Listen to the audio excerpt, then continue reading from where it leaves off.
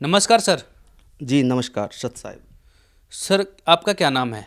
मेरा नाम सुभाष सैनी, गांव चंदौली, तहसील गन्नौर, जिला सोनीपत, हरियाणा।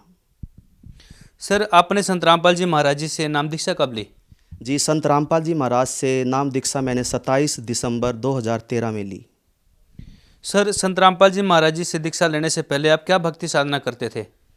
परमात्मा सतगुरु रामपाल जी महाराज की शरण में आने से पहले मैं हिंदू धर्म में होने के कारण जो भी हमारे देवी देवता हैं, माँ शेरा वाली है और जो अपने देवी पितर होते हैं, घर की पूजाएं होती हैं, हनुमान जी की पूजा, वो सभी मैं करता था। माता शेरा वाली की मैंने बहुत भक्ति की है। 9 दिन मैंने नवरात्रों के व्रत रखे हैं और पहले परमात्मा की कृपा से घर में सब कुछ ठीक ठाक था, लेकिन धीरे धीरे जैसे जैसे होश संभाला, बड़े होते गए, तो ये सारे सवाल मेरे को पंच करते रहे।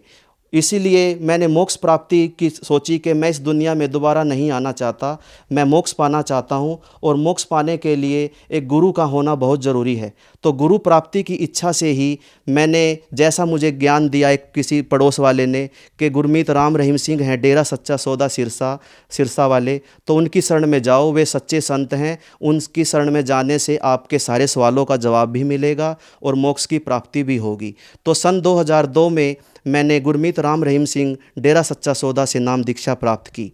नाम दीक्षा प्राप्त करने के बाद मेरी इच्छा जो मोक्ष प्राप्ति की थी वो इतनी ज़बरदस्त थी कि उनके सारे नियमों को मैंने फॉलो किया।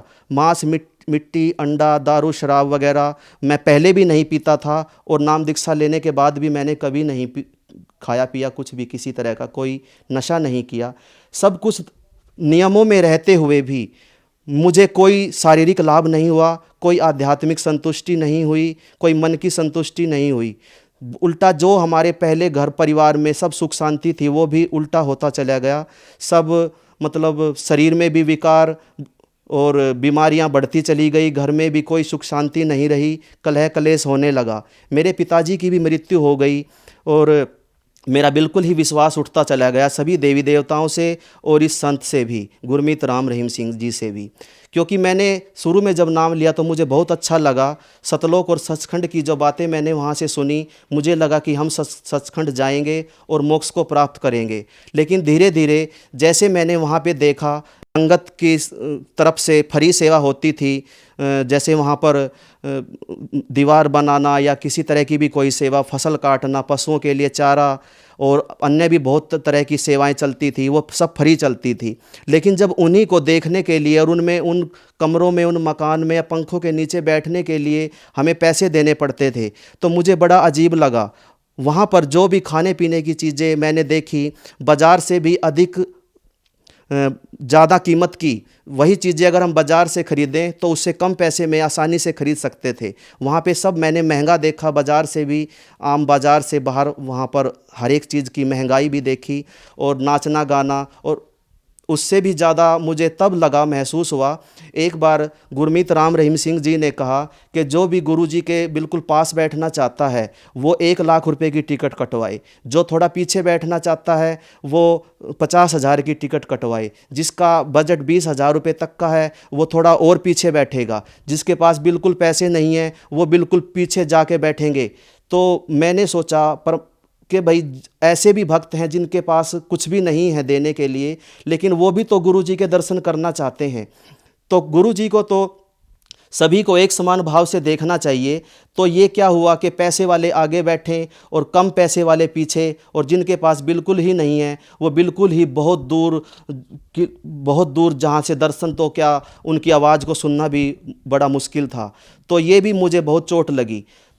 सर आपने बताया कि आप इतनी सारी भक्ति करते थे, हिंदू धर्म के अंतर्गत जो भक्ति बताई जाती है वो करते थे, फिर आप गुरमीत राम रहीम जी के शरण में गए, वहाँ पे भक्ति की। तो सर ये इतनी सारी भक्ति करने से आप क्या लाभ प्राप्त हुए? सर मुझे कोई लाभ नहीं मिला। जैसे जैसे मैं भक्ति उनकी करता रहा मुझे उल्टा नुकसान ही होते रहे, शरीर में भी नुकसान होते रहे, पूरा शरीर बीमारियों का घर बन गया, घर में भी कोई सुख शांति नहीं हुई और कलह कलेश बढ़ते चले गए। मैंने एमकॉम किया हुआ है, तो मेरी माता शेरावाली से जब मैं भक्ति करता था तो ये पूरा विश्वास था कि मुझे गवर्नमेंट जॉब ज़रूर मिलेगी। मेरी माता शेरावाली और गुरमीत राम रहीम सिंह जी, मेरे सच्चे सतगुरु, सच्चे पिता, मुझे अवश्य नौकरी दिलाएंगे, मेरे भाग्य में ज़रूर है, लेकिन मुझे कहीं से किसी तरह का कोई भी लाभ नहीं हुआ और मेरी कोई किसी तरह की गवर्नमेंट जॉब भी नहीं लगी। आप तो संत गुरमीत राम रहीम जी की बताई हुई भक्ति कर रहे थे, अचानक संत रामपाल जी महाराज जी के शरण में कैसे आए? नवंबर 2012 में शाह मस्ताना जी महाराज का जैसे जन्म महीना आता है, हर वर्ष आता है नवंबर महीने में, तो मैं बालगढ़ से बरनावा आश्रम में जा रहा था। तो उसी गाड़ी में दो भक्त और भी बैठे हुए थे, एक सरदार जी थे और एक उनकी भक्तमती थी, पत्नी थी। तो उनसे मैंने कहा कि हम पिताजी को मैं पूरा संत नहीं मानता हूँ, ये संत जो गुरमीत राम रहीम सिंह हैं ये मुझे नहीं लगता कि पूरे संत हैं। वो बोले कि नहीं ये पूरे संत हैं, आप पिताजी को ऐसे कैसे कह रहे हो कि ये पूरे संत नहीं हैं। मैंने कहा कि मुझे नहीं लगता कि ये पूरे संत हैं, मेरी आत्मा स्वीकार नहीं कर रही है। मेरे सवालों का अगर जवाब मिल जाएगा मुझे तो मुझे संतुष्टि होगी, लेकिन मुझे अभी तक भी मेरे सवालों का जवाब यहाँ से नहीं मिला। तो उन्होंने कहा कि आपके सवालों का जवाब, आप एक पुस्तक है कबीर साहिब की अनुराग सागर, आप उस पुस्तक को पढ़िए, उसको पढ़ने से आपके सभी सवालों का जवाब मिलेगा। तो मैंने उनसे पूछा कि क्या आपने उस पुस्तक को पढ़ा है? वो बोले कि हाँ हमने पढ़ा है। तो मैं कहा क्या क्या आपने ज्ञान प्राप्त किया उस पुस्तक से? उस पुस्तक से बोले हमारे सभी सवालों का जवाब मिला और जो है हमें पता है कि गुरमीत राम रहीम सिंह जी पूरे संत हैं। मैंने कहा कि मैं नहीं मानता। अनुराग सागर को पढ़ा, देखा और पूरी गहराई से समझा तो मेरे ज्ञान योग परमात्मा ने खोला और मैंने देखा कि जिस संत को ये ही नहीं पता कि भाई कबीर साहब कौन थे, कौन है, तो वो पूरा संत हो ही नहीं सकता। जिस संत को कबीर साहब का ही ज्ञान नहीं तो वो पूरा संत हो ही नहीं सकता किसी भी कीमत पर। तो मैंने पूरी पृथ्वी पर नज़र फिरा करके देखा, क्योंकि पहले मैं सभी संतों की जो टीवियों पे प्रोग्राम आते थे वो भी देखता था और पुस्तकें भी पढ़ता था।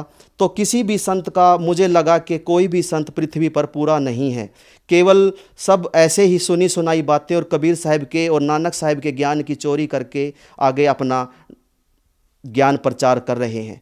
तो अनुराग सागर को पढ़ते ही जब मैंने ख़त्म किया तो मैं रोने लगा, उस धर्मदास की तरह से ही मैं पूरा दिन रोता रहता था कि हे कबीर साहब आप कहाँ हैं, आपको मैं कैसे ढूंढूं, पृथ्वी पर आप कहाँ हैं? अगर मेरा ये जन्म चला गया तो मैं 84 लाख में चला जाऊंगा। जिस संत को मैंने पूरा संत मान कर अपना सतगुरु मान रखा था वो संत भी पूरा नहीं है। आप पृथ्वी पर कहाँ हैं? अगर हैं तो वो जगह बताओ और नहीं है तो ये भी बताओ कि बेटा तेरा मोक्ष नहीं हो सकता और अभी तुझे इस पृथ्वी पर इस काल के देश में ही रहना पड़ेगा। हे परमात्मा कबीर साहब मुझे इतना ज्ञान नहीं कि मैं आपको ढूंढ सकूं, आपने ही वो रास्ता भी मुझे दिखाना है। तभी कुछ दिनों बाद ही ज्ञान गंगा नामक जो परमात्मा सतगुरु रामपाल जी महाराज की पुस्तक है, कुछ भक्त लेकर के आ रहे थे। वो बोले कि भक्त जी ये पुस्तक ले लो। मैंने उनसे कहा कि भाई क्या है इस पुस्तक में? वो बोले कि इसमें पूरे संत की पहचान है, कौन पूरा संत है पृथ्वी पर और कौन परमात्मा है, आपको इस पुस्तक को पढ़ने से पता चलेगा। मैंने उनसे बहस करना शुरू कर दिया कि भाई आप भी कोई ना कोई संत को उठा के लेके आ गए होगे, आप भी कहोगे कि हमारा संत पूरा है। राधा स्वामी कहते हैं कि हमारा पूरा है, धन धन सतगुरु वाले कहते हैं कि हमारा पूरा है, निरंकारी वाले कहते हैं हमारा पूरा है, पर मुझे तो कोई पूरा संत पृथ्वी पर नज़र नहीं आ रहा है। अपनी लस्सी को कोई खट्टी नहीं बताता। तुम भी ये कहोगे कि हमारा संत पूरा है, मुझे तो नहीं लगता पूरा संत कोई पृथ्वी पर है। तो उन्होंने सोचा कि ये तो कोई ऐसे ही है, बहस कर रहा है, वो आगे चले गए। इतने में ही मेरे अंदर ख्याल आया कि 10 रुपये की ही तो पुस्तक थी, ये ले लेता तो अच्छा रहता। क्या पता परमेश्वर कबीर साहब किस पुस्तक के माध्यम से मुझे क्या रास्ता दिखाना चाहते हों। लेकिन इतने में ही जैसे वो आप काफ़ी दूरी पर वो निकल चुके थे, तभी 2 बहनें आई, उनसे मैंने वो पुस्तक ली। वो बोली कि भाई साहब भगत जी ये पुस्तक ले लो। मैंने उनसे भी वही सवाल किए, लेकिन उन्होंने कहते कहते मेरे हाथ में पुस्तक थमा दी। मैंने जैसे ही उस पुस्तक के पहले पन्ने को खोल के देखा तो उसमें कबीर साहब का और सतगुरु रामपाल जी महाराज का स्वरूप जैसे ही मैंने देखा तो मुझे बड़ा एकदम खुशी हुई। कबीर साहब का तस्वीर देखते ही मुझे बहुत खुशी हुई, क्योंकि उसके लिए तो मैं तड़प ही रहा था। लेकिन जैसे ही मेरी संत रामपाल जी महाराज पे नज़र गई तो मुझे आश्चर्य हुआ और मेरे मन में ये ख्याल आया कि ऐसे ही कोई कबीर साहब के नीचे फ़ोटो खिंचवाने से कोई कबीर थोड़ा ही बन जाएगा। कबीर साहब तो कबीर साहब ही थे और हैं और रहेंगे, लेकिन मैं नहीं जानता कि संत रामपाल जी महाराज कौन है।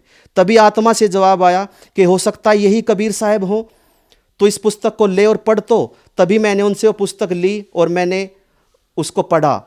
जो भक्तों के अनुभव थे, मुझे ये था कि शायद इनको पैसे दे करके ये सब लिखवाया और बुलवाया गया है। तो मैं उन भक्तों के अनुभव को पढ़ता और उनके पास फ़ोन मिला के पूछता कि भाई देखो, सबसे पहले तो आपने जो लिखा है इस पुस्तक में ये बताओ कि क्या ये सही है। वो कहते कि बिल्कुल सही है। मैं कहा अगर आपको पैसे दिए हैं तो वो भी बता दो। बोले नहीं, कोई पैसे नहीं मिले। तो मैं उनको कहता कि देखो, मैं मोक्ष पाना चाहता हूँ और पूरा संत चाहता हूँ, पूरे सतगुरु की शरण में जाना चाहता हूँ, ठीक है। तो अगर आपने मुझे मिसगाइड किया तो मेरी आत्मा से जो बद्दुआएं निकलेंगी, आपको हजारों हजारों जन्म तक भी उसका फल जो है भोगना पड़ेगा। इतनी बद्दुआएं मेरी आत्मा से मिलेंगी, ठीक है। तो बोले कि नहीं, सब कुछ सही है। और भी बहुत से भक्तों के मैंने अनुभव पढ़े और सभी के पास मैंने फ़ोन करके पूछा तो सभी का यही जवाब था।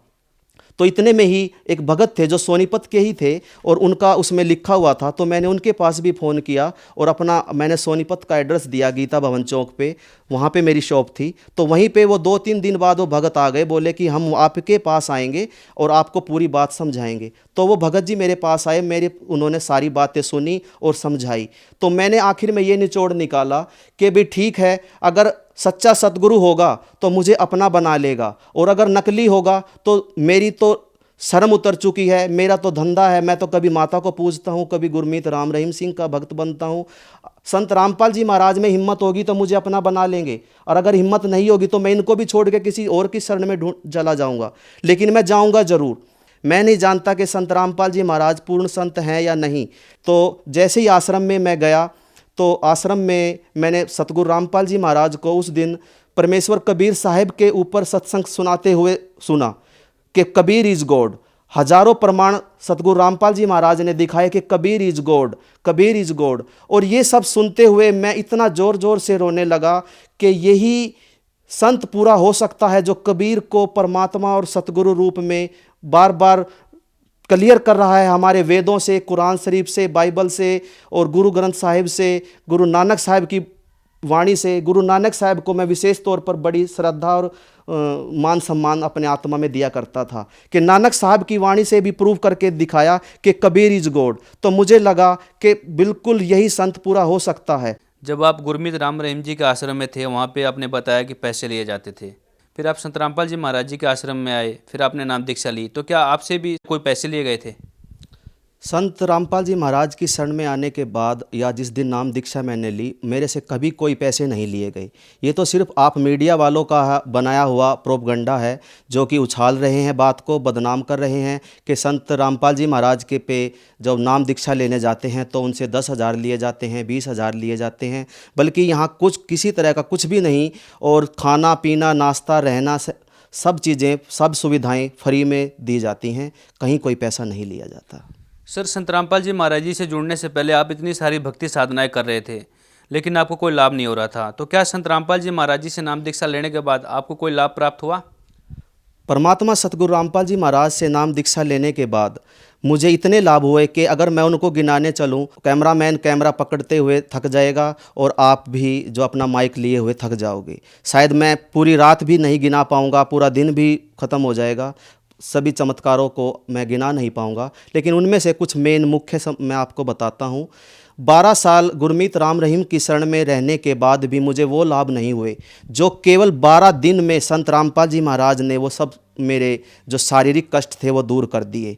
पहले मैं दवाइयाँ भी खाता था लेकिन कोई मुझे आराम नहीं मिलता था। पता नहीं कितनी ही दवाइयाँ, कितने ही डॉक्टरों को मैंने बदल के देखा, कोई आराम नहीं मिला।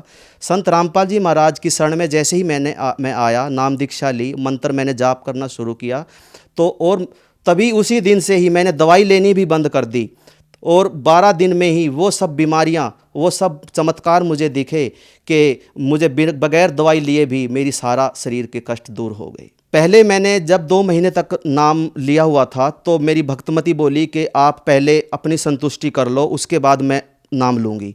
2 महीने के बाद मेरी पत्नी वाइफ को मैंने नाम दिलाया, तो उसके पिछले 4-5 साल से उसको हेपेटाइटिस बी पॉजिटिव की प्रॉब्लम थी। अन्य भक्तों को देखा संत रामपाल जी महाराज से प्रार्थना करते हुए, तो वो बोली कि मैं भी प्रार्थना करूंगी, गुरुजी से कहूंगी कि गुरुजी मुझे हेपेटाइटिस बी पॉजिटिव है, ठीक करो परमात्मा। तो मैंने कहा कि आप कहो चाहे ना कहो, गुरुजी को सब पता है, वो तो जानी जहान है, वो अपने आप सब ठीक कर देंगे। मेरी पत्नी कहने लगी कि नहीं, मैं भी प्रार्थना करूंगी। मैंने कहा कि चलो ठीक है, तुम भी प्रार्थना कर लेना। जब अगले ही महीने वो दोबारा आई तो उसने प्रार्थना की कि गुरुजी मुझे हेपेटाइटिस बी पॉजिटिव है। तो गुरुजी संत रामपाल जी महाराज ने उसको आशीर्वाद देते हुए कहा कि कोई बात नहीं बेटा, ठीक हो जाएगा। उसने घर आके मुझे बताया कि गुरुजी ऐसे बोले कि बेटा ठीक हो जाएगा। तो मैंने कहा कि गुरुजी ने बोल दिया है कि ठीक हो जाएगा तो समझ ले कि तेरा ठीक हो गया, अब तुझे हेपेटाइटिस बी पॉजिटिव नहीं रहेगा। बोली कि मैं तो जब ठीक हो जाएगा तभी मानूंगी। मुझे तो विश्वास था सतगुरु रामपाल जी महाराज पर कि ये स्वयं परमात्मा है और इन्होंने बोल दिया है। और कबीर साहब ने भी कहा है कि संत वचन पलटे नहीं, पलट जावे ब्रह्मांड। तो तभी उसकी संतुष्टि के लिए मैंने 15-20 दिन बाद उसका उसी लैब से टेस्ट कराया जहां से हम पिछले 5 सालों से कराते आ रहे थे। तो टेस्ट में पाया कि हेपेटाइटिस बी पॉजिटिव आपको नहीं है। तो मैंने फिर वो रिपोर्ट उसको दिखाई, अपनी पत्नी को। मैं कहा देखो, अब तक तो रिपोर्ट में आपका पॉजिटिव आता था, अब देखो नेगेटिव है। तो बोली कि हाँ, ये तो वाकई चमत्कार हो गया, गुरुजी के आशीर्वाद से ठीक हो गया। मैं कहा ठीक है, अब विश्वास है? बोली हाँ। फिर भी मैंने 10 दिन बाद दोबारा दूसरी अन्य लैब से टेस्ट कराया कि इसकी संतुष्टि मैं अच्छी तरह से कर देता हूँ, मुझे तो संतुष्टि है, विश्वास है संत रामपाल जी महाराज पर, फिर भी एक रिपोर्ट और करा लेता हूँ। तो मैंने दोबारा दूसरी जगह से, दूसरी लैब से टेस्ट कराया तो वहाँ भी हेपेटाइटिस बी पॉजिटिव नहीं था, नेगेटिव ही था। तो ये देखकर उसको बहुत खुशी हुई और तब से वो आज तक 4 साल हो गए हैं पूरी श्रद्धा और विश्वास के साथ भक्ति कर रही है। मेरे परिवार में सभी ने नाम लिया है। मेरी माताजी को भी गठिया बाई की प्रॉब्लम थी, वो बैठी रहती थी, चारपाई पे चल फिर नहीं सकती थी वो पिछले 10 साल से। तो मुझे तड़प हुई कि माताजी को भी नाम दिलाते हैं, इसकी बीमारी भी ठीक हो जाएगी और इसका भी मोक्ष होगा। इसकी आयु भी हो चुकी है 60-65 साल के करीब, अगर ये नाम नहीं लेगी तो ये 84 लाख जोनियों में जाएगी। तो मैंने अपनी माताजी को भी नाम दिलाया और गुरुजी से आशीर्वाद दिलाया। मेरी माताजी को भी अब पहले से बहुत ज़्यादा 80% तक आराम है। सर, देखने से आप पढ़े लिखे लगते हैं और आपने बताया कि आपने एमकॉम कर रखा है, तो आप पढ़ी लिखी सोसाइटी से हैं। लेकिन कुछ लोगों का ये मानना है कि संत रामपाल जी महाराज जी से जो श्रद्धालु जुड़ते हैं वो अंधभक्ति के तहत जुड़ते हैं। तो सर, हम आपसे जानना चाहेंगे क्या सच्चाई है? इसको हम अंधभक्ति नहीं कहेंगे।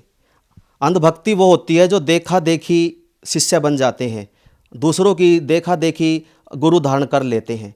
अंधभक्ति वो थी जब मैं गुरमीत राम रहीम सिंह से मैंने दीक्षा प्राप्त की। वहाँ मैंने बगैर किसी चीज़ को छाने हुए, बगैर किसी ज्ञान को खोजे हुए, प्रमाणों के बगैर मैंने उनको अपना गुरु बनाया था। लेकिन संत रामपाल जी महाराज को मैंने गुरु बनाया है तो पूरा छान खोज के, पूरे प्रमाणों को मिला करके, गुरु ग्रंथ साहिब को गुरु नानक देव की जो वाणी थी उससे मिलाया और सभी वेदों से, कुरान शरीफ, बाइबल से, गीता जी से, सारे प्रमाणों को मैंने जब देखा तो सभी का फोकस जो है वो परमेश्वर कबीर साहिब पे जाता है। सभी प्रमाणित करते हैं कि कबीर इज़ गॉड, और वही प्रमाण संत रामपाल जी महाराज एक नहीं, दो नहीं, हजारों प्रमाण से साबित करते हैं कि कबीर इज़ गॉड। और ये वो मंत्र हैं जिनसे आपका मोक्ष प्राप्त होगा। नानक साहब की वाणी से सभी से उन्होंने प्रमाणित किया कि ये वो मंत्र हैं जिनसे मोक्ष होगा। तो इन मंत्रों को मैंने जब ऐसे ही विश्वास नहीं कर लिया संत रामपाल जी महाराज पर, जब ये प्रमाण देखे तो मैंने लगा, पहले मैंने जब संत रामपाल जी महाराज के सत्संगों को सुना तो मुझे लगा कि वाकई ये पूरा सतगुरु है। तब धीरे धीरे मैंने और 1 महीना जब सत्संग सुनता रहा, देखा कि ये गुरु नहीं, ये तो गुरुओं का बाप है। फिर मैंने 1 महीना सत्संग सुना, देखता रहा, सुनता रहा, तो मैंने देखा कि ये गुरुओं का बाप नहीं, ये तो बाप का भी बाप है, ये सारी सृष्टि का पिता है और यही कबीर साहब है। और मुझे मेरा कबीर साहब मिल गया, मुझे मेरा परमेश्वर मिल गया। अब मैं बिल्कुल निश्चिंत हूँ, बेफिक्र हूँ, मुझे कोई चिंता नहीं। आज जो मुझे संत मिला है, सतगुरु मिला है, यही मेरा पिता है, मेरा भगवान है, मेरा परमेश्वर है, यही पूरा संत है। सर, आप जन समुदाय को, और ख़ासकर आप हरियाणा से हैं, तो हरियाणा के लोगों को आप क्या संदेश देना चाहेंगे? सभी मनुष्य जाति से, हरियाणा, पंजाब, चाहे पूरा देश, पूरा विश्व, जो भी मानवधारी शरीर हैं, तो मैं सभी से प्रार्थना करना चाहता हूँ कि पूर्ण संत अगर पृथ्वी पर कोई है तो वो संत रामपाल जी महाराज ही हैं। इनके अलावा पूरा संत पृथ्वी पर कोई नहीं है। आज तक कबीर साहब का जो ज्ञान है वही ज्ञान को लेकर के सतगुरु नानक साहब ने ज्ञान दिया है, और अन्य भी जितने भी धर्म पंथ हैं सभी में कबीर साहब की वाणियाँ ही कही और बोली जाती हैं, उन्हीं का ज्ञान दिया जाता है। तो कबीर साहब ही स्वयं सतगुरु रूप में आते हैं, और जो आज की तारीख में संत रामपाल जी महाराज के चोले में स्वयं कबीर साहब आए हुए हैं। आप सभी इनसे नाम दीक्षा प्राप्त करें, अपना मोक्ष करें, कल्याण करें, और जीते जी अपने घर की सुख शांति, शरीर के सुख और सभी अपने जो हैं दुखों का निवारण करें। सर, संत रामपाल जी महाराज जी से यदि कोई श्रद्धालु नाम दीक्षा लेना चाहें तो कैसे ले सकते हैं? सतगुरु रामपाल जी महाराज से नाम दीक्षा प्राप्त करने के लिए आप सभी टीवी पे जो प्रोग्राम आते हैं, संत रामपाल जी महाराज के सत्संग दिखाए जा रहे हैं, उन पे नीचे एक लाइन चलती है, उस पे नंबर दिए जाते हैं। उन नंबरों पे आप संपर्क करके बात कर सकते हैं। हर डिस्ट्रिक्ट में नामदान स्थल हैं, तो वहाँ से आप नज़दीकी नामदान केंद्र का पता प्राप्त करके नाम दीक्षा प्राप्त कर सकते हैं। बहुत बहुत धन्यवाद सर। जी, सत साहिब।